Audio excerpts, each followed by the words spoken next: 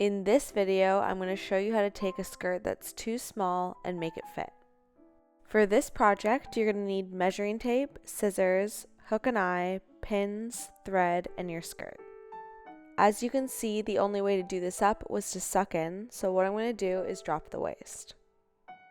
And I'm going to do this by just placing pins at the new level that I want for my waist.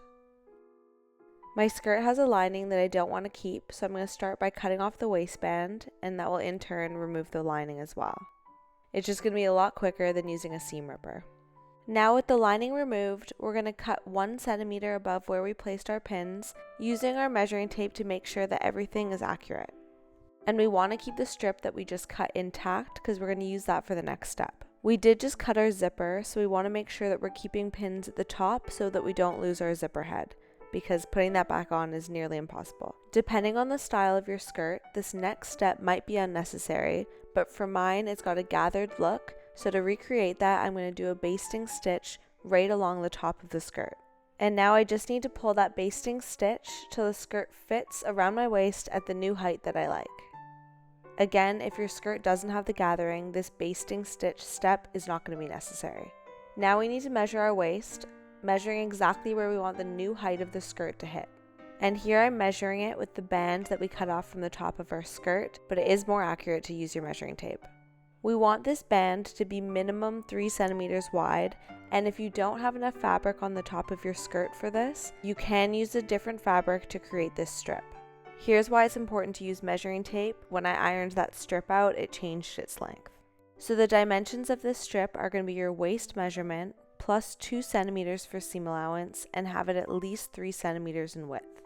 Now we're taking that strip and placing it right sides together on the top of our skirt, and we're going to wrap 1 centimeter of that seam allowance on either end around the zipper. And then we can sew along where we pinned.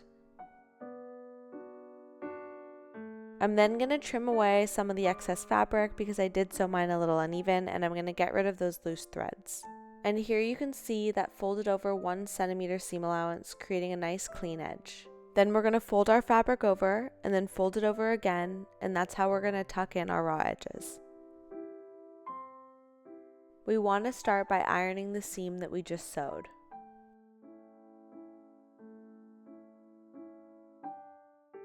And then we can fold over our fabric on the top.